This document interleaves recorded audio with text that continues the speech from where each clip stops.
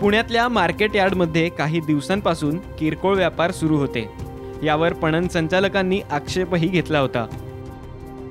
पण किरकोळ व्यापाऱ्यांनी आपला लढा कायम ठेवत पणन मंत्र्यांकडेही धाव घेतली, पण तिथेही त्यांचा लढा फसला।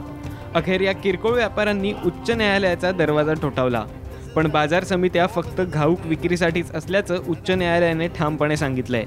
या निर्णयाचं व्यापारी महामंडळाने स्वागत केलंय।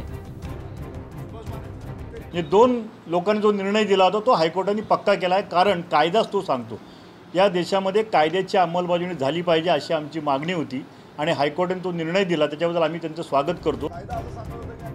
पुणे बाजार समितीत अनेकांकडे घाऊक आणि किरकोळचेही परवाने होते, त्यामुळे तिथे दोन्ही प्रकारचे व्यवसाय चालतात।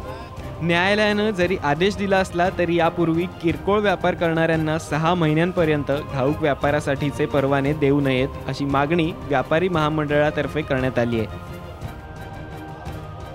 की 83च्या 83 दुकाने तर चालू राहायला पाहिजे आणि ही ज्यांना जी लायसन्स दिली होती त्या पद्धतीने व्यवसाय करावा, परंतु बेकायदेशीररित्या जे त्यांनी जो व्यवसाय सुरू केला, लायसन्स घाऊकचे आणि किराणा व्यवसाय जो सुरू केला, त्यामध्ये बऱ्याच आम्ही तडजोड करायचा प्रयत्न केला, परंतु या तडजोड त्या किराणा व्यवसायांनी एक्सेप्ट केल्या नाही। हा निकाल पुण्याच्या बाजार समितीसाठी असला तरी तो राज्यभर लागू होणार आहे। यामुळे राज्यातल्या काही व्यापाऱ्यांनी मदत मागितली तर ती मदत त्यांना नक्की पुरवली जाणार आहे। स्वप्नील बापट, साम टीव्ही, पुणे।